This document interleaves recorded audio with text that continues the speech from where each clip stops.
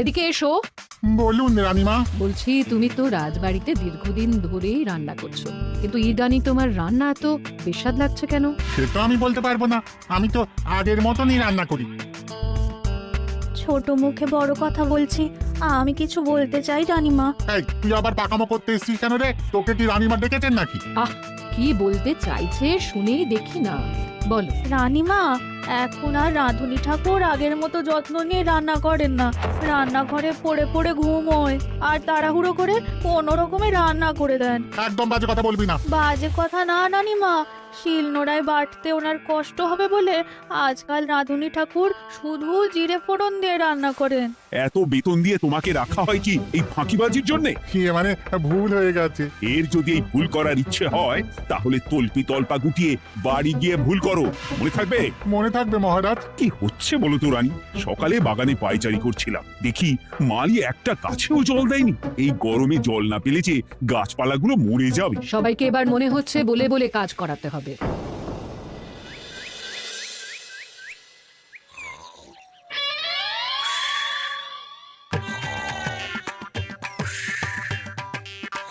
কি গো, কদিন ধরে তো তুমি শুধু খাচ্ছ আর ঘুমোচ্ছ। বাজার দোকান কিছুই নেই গো, রাজসভাতেও যাও না। কি যে করি। কি গো দিদা, দাদু আজও ঘুমোচ্ছে? কি বলবো বলতো? আমরা কিছু একটা ব্যবস্থা করছি, দাঁড়াও।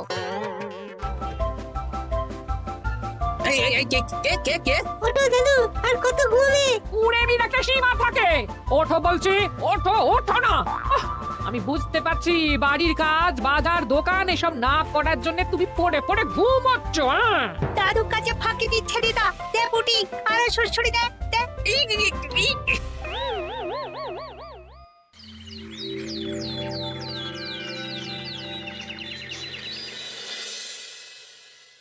মহারাজের শরীর খারাপ না মন খারাপ? মহারাজ এরকম চুপ করে ঘুম মেরে থাকলে তো রাজপাট সব উঠে যাবে। কিছুই বুঝতে পারছি না। মহারাজ আছেন চুপটি করে, নেই যে মুখে শব্দ।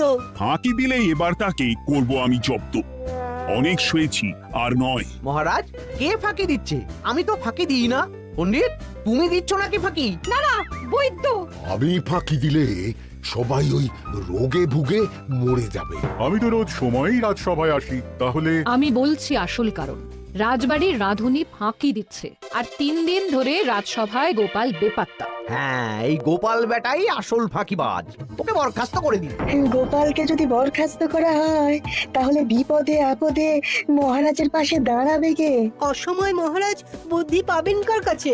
এই সুযোগ, এই সময় গোপালকে মহারাজের চক্ষুশূল করতে হবে, তাহলে আমি একেবারে জেঁকে বসতে পারবো। মহারাজ, গোপাল ঠিক কতটা ফাঁকিবাজ হয়ে উঠেছে তার কোনো ইয়ত্তা নেই।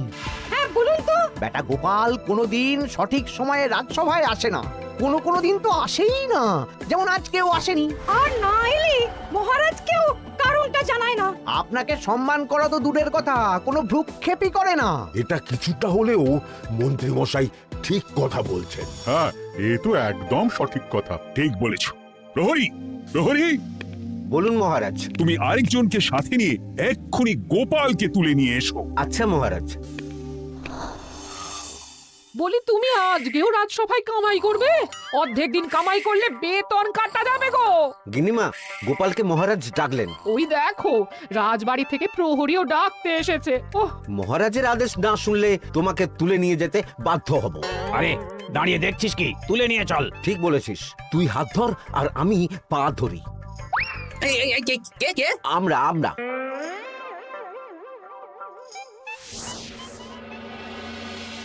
এসব কি গোপাল? তুমি বাড়িতে আছো, ঘুমোচ্ছ, অথচ রাজসভায় আসছো না, কি ব্যাপার? আগে মহারাজ, মস্তিষ্ককে বিশ্রাম দিয়ে বুদ্ধি বাড়াচ্ছিলাম। অনেক ব্যবহার হয়েছে তো, তাই একটু বিশ্রাম দরকার আর কি। আমার পুরো রাজসভাটাই ফাঁকিবাজ। আমি সবাইকেই বিদায় করব, আর গোপালকেও। এই সেরেছে, আমি ফাঁকিবাজ নই মহারাজ। আমি খোঁজ নিয়ে দেখেছি সবাই কম বেশি গায়ে হাওয়া লাগিয়ে ঘুরছে। মহারাজ, আমি তো নদীর পাড়ে বসে শীতল হাওয়া গায়ে লাগাই, তবেই তো ঢেউয়ের মতো আমার ছন্দ আসে। কেউ ফাঁকিবাজ না মহারাজ, আসল ফাঁকিবাজ গোপাল। মহারাজ, আমি যদি দরকারে আপনাকে বুদ্ধি দিয়ে, ফাঁকা সময়ে বিশ্রাম দিয়ে ফাঁকিবাজ হই, তাহলে মন্ত্রী মহা ফাঁকিবাজ। কারণ মন্ত্রীর কাজ রাজাকে বুদ্ধি দেওয়া, তা তিনি করেন না বলেই আমাকে দরকার পড়ে। আমি তো ভাঁড়, আমি শুধু হাসাবো, এটাই আমার কাজ। তাতে কি, সেনাপতিও তো সেনাপ্রধান, ও কি যুদ্ধ করে? রাজ্যে শান্তি শৃঙ্খলা বজায় আছে, তাহলে যুদ্ধ করে হবেটা কি? হ্যাঁ, অকারণে পায়ে পা দিয়ে যুদ্ধ বাঁধাবো নাকি? হ্যাঁ, যত সব।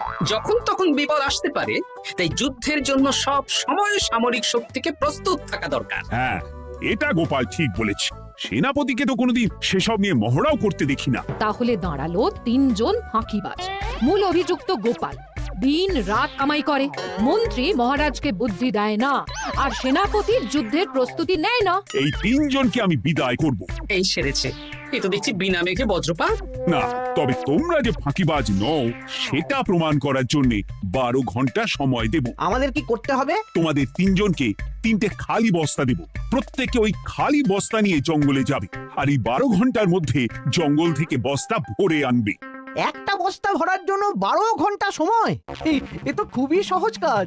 সহজ কঠিন জানি না, যে ফাঁকি দিয়ে ফাঁকা বস্তা জমা দেবে বা কিছুটা ভর্তি কিছুটা খালি আনবে, সে সাজা পাবে। আচ্ছা মহারাজ, আমি বস্তায় কি নিয়ে আসবো সেটা কি আপনি দেখবেন? তা দেখবো না, কিন্তু বস্তা ভরে আনতে হবে, আর যা বস্তায় ভরে আনবে তাই নিয়ে সবাই বাড়ি ফিরে যেতে পারবে। তার মানে বস্তাতে যা থাকবে সব বস্তার মালিকই পাবে। একদম তাই।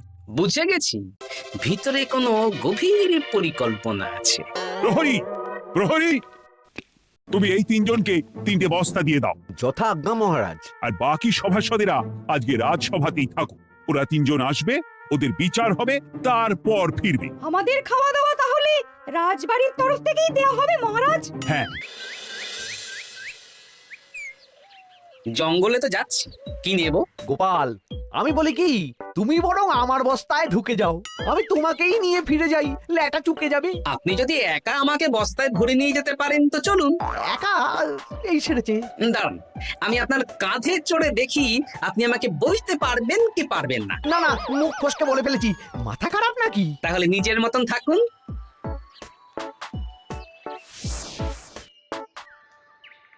এমন কি বা আছে এই জঙ্গলে? আমার কাজে লাগার মতন তো কিছুই দেখতে পাচ্ছি না। ওই তো ওই দিকটা একটু ছায়া আছে বেশ, ওই গাছের নিচে গিয়ে বিশ্রাম নি। সেনাপতি, অত চিন্তা ভাবনা করার কিছুই নেই। মহারাজ তো আর দেখবেন না আমরা বস্তায় কি ভরে নিয়ে যাব। 12 ঘন্টা অনেক সময়। এখন বিশ্রাম নাও। আপনার ইঁদুরের পেট, আপনি বিশ্রাম নিন। দেখি জঙ্গলের থেকে কিছু ফল পেড়ে আগে খাই, তারপর না হয় ওই বস্তাটা ওই ফলমূলের খোসা আর মাটিতে পড়ে থাকা পাতা দিয়ে ভরিয়ে মহারাজের কাছে নিয়ে যাব। হ্যাঁ, বস্তা যখন বাড়ি নিয়েই যেতে পারবো, তাহলে বনের সব থেকে ভালো ভালো ফলগুলো আগে ভরে নি। গিন্নিকে এবার বলবো, বাজার আনি না তো কি হয়েছে, দেখো কত ফল এনেছি। যাই, এর থেকে কিছু মহারাজকে ভেট দেব, মহারাজ বেশ খুশি হবেন।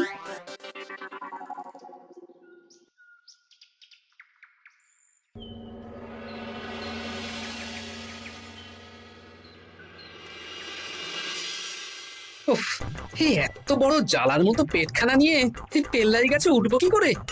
দূর দূর, আশেপাশে ঢিল পাথরও দেখতে পাচ্ছি না। এই বুড়ো বয়সে হাড়গোড় ভাঙলে সে এক খারাপ ব্যাপার হবে।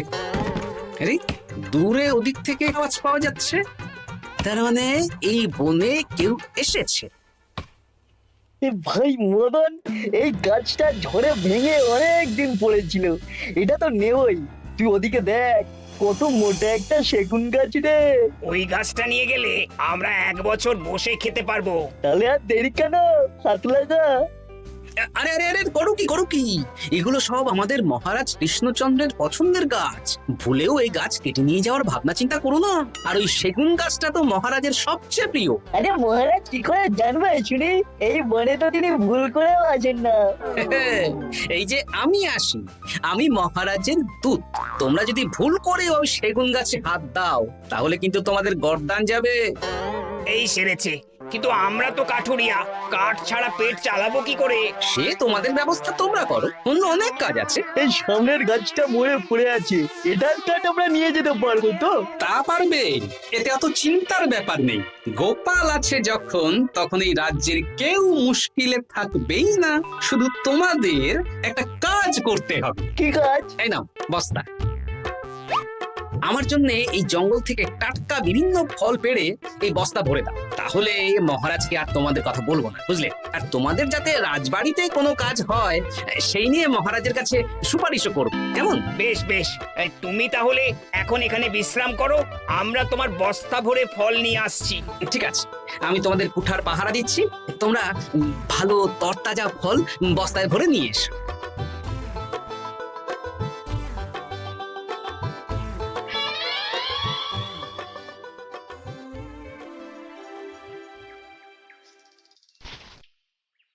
ব্যাস ব্যাস ব্যাস, আমার বস্তায় পাতা ভরা হয়ে গেল, এবার যেতে হবে। আমারও বস্তা ভরা হয়ে গেছে মন্ত্রী মশাই। হ্যাঁ, কটা ফল খেলাম আর কটা ভরে নিলাম, আর বাকি জঙ্গলের পাতা ভরে ফেলেছি। হ্যাঁ, আবার কি কি ভরেছি আর কি ভরিনি সেসব তো মহারাজ আর দেখতে যাবেন না। তাহলে আর দেরি কেন, চলুন হাঁটি হাঁটি পা পা করে এগিয়ে যাই। গোপালকে তো দেখতে পাচ্ছি না। ও বেটা যা কুঁড়ে, হয়তো এখানে এসেও ঘুমিয়ে পড়েছে। আবার কালকে সকালবেলা উঠবে।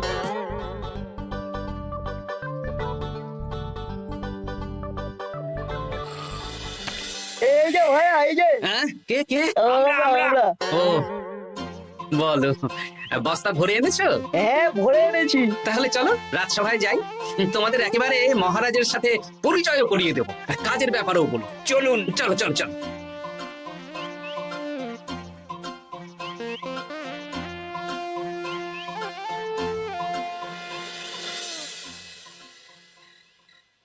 দেখা যাক মন্ত্রী, সেনাপতি, গোপাল কখন বস্তা ভরে আনে।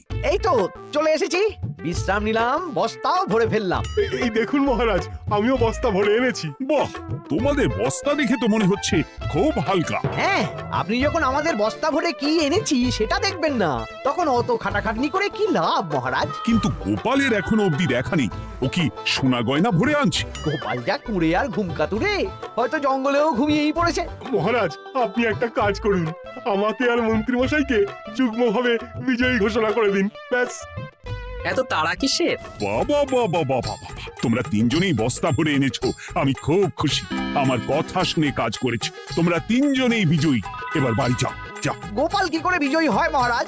এই বস্তা ভরে নিয়ে আসাতেও তো ওর ফাঁকিবাজি ধরা পড়ছে। কিসের ফাঁকিবাজি? এই যে দুটো লোক তোমার হয়ে বস্তা বয়ে আনলো, সে তো মহারাজ সহ আমরা সবাই দেখতেই পেলাম। তা তো ঠিক, গোপাল নিজে হাতে বস্তা ভরে আনেনি। মহারাজ বস্তা ভরে আনতে বলেছেন, আমি এনেছি, এখানেই কথা শেষ। আমি কাকে দিয়ে বস্তা ভরালাম, কে আমাকে সাহায্য করলো, সেসব তো কোনো শর্ত আরোপ করা ছিল না। কিন্তু পরীক্ষাটা তো কে ফাঁকিবাজ সেটা প্রমাণ করার পরীক্ষা। এখানে তো তুমি ফাঁকি দিলে গোপাল। এটাও ঠিক কথা, তাহলে গোপালের শাস্তি পাওয়া উচিত। মহারাজ, আপনার শর্ত ছিল সেই ফাঁকিবাজ বলে প্রমাণিত হবে যে বস্তা খালি আনবে।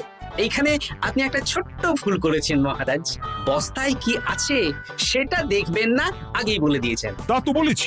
আপনি নিশ্চয় জানেন, পাঠশালায় কিছু ছাত্রছাত্রী থাকে যারা পড়ার বইয়ে মুখ গুজে বসে থাকলেও পড়ায় তাদের মন থাকে না, মাথাতেও পড়া ঢোকে না, তাই সেই পড়া তাদের কোনো কাজে লাগে না। কি পণ্ডিত মশাই, এদেরকেই তো বলে ফাঁকিবাজ। বিলক্ষণ, এরাই ফাঁকিবাজ। ধন্যবাদ। তেমনি আমি যদি বলি সেনাপতি আর মন্ত্রী মশাই ওই ফাঁকিবাজদের মতনই ফাঁকি দিয়ে বস্তা ভরেছে, তাই ওদের বস্তা এত হালকা। সে তো আমি বুঝতেই পারছি। কিন্তু আমার বস্তায় যা জিনিস ভরে এনেছি তা একার পক্ষে সংগ্রহ করা মুশকিল ছিল, তাই আমি দুজনের সহযোগিতা নিয়েছি। মহারাজ, আপনি কি বস্তা খুলে দেখবেন নাকি? না না, আমি খুলে দেখলে আমার কথার খেলাপ হবে। এবার তো দেখছি আবার তিনজনের পরীক্ষা নিতে হবে। হ্যাঁ, নইলে প্রকৃত ফাঁকিবাজ কে সেটা প্রমাণ হবে না। কিন্তু ফাঁকিবাজ ধরার উপায় কি? মহারাজ, আমরা বরং আমাদের বস্তা নিয়ে বাড়ি না গিয়ে একদিন কারাগারেই থাকি, আর তাতেই প্রমাণ হবে এই বস্তায় সত্যি কি আছে যা আমাদের নিজেদের কাজে লাগবে। এটা ভালো বুদ্ধি। মহারাজ তখনই কারাগার থেকে আমাদের মুক্ত করবেন যখন আমরা আর থাকতে না পেরে ডাক দেব, আর যে আগে বেরোতে চাইবে সে সব থেকে বড় ফাঁকিবাজ, মানে যে আগু পিছু না ভেবে কাজ করে। বেশ, তাহলে তাই হোক।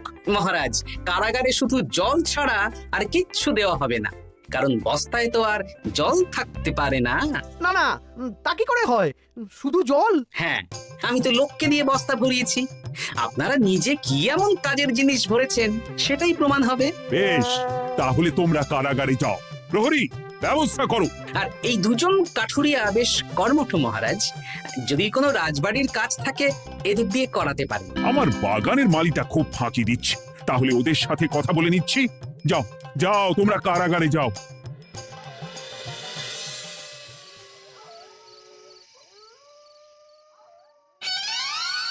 ওরে বাবা রে, কি খিদে খিদে পাচ্ছে রে। দেখি বস্তায় কি আছে দেখি।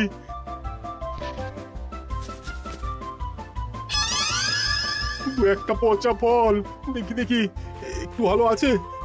এটা একটু ভালো আছে, হ্যাঁ এটাই খাই, হ্যাঁ এটাই খাই।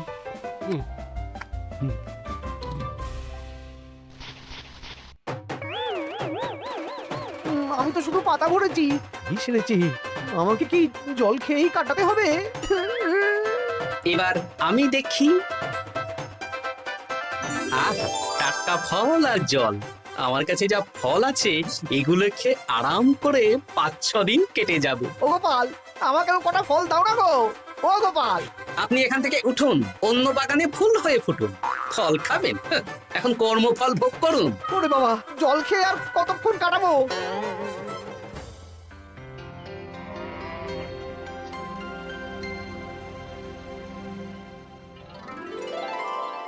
উফ, পেটটা চুই চুই করছে, কি খিদে পেয়েছে না। আমি আমি বাড়ি যাব। আপনি বাড়ি যাবেন? হ্যাঁ। তাহলে বেরিয়ে আসুন, বেরিয়ে আসুন। বেটা গোপাল কায়দা করে এমন শর্ত দিতে বললো, পুরো ফেঁসে গেলাম। আমারও তো খাওয়ার মতন তেমন কিছু নেই, আমিও এখানে থাকবো না। আমি এখানেই আছি, ফল খাবো, জল খাবো, আর প্রকৃতির ডাক এলে একটু বাইরে যাব।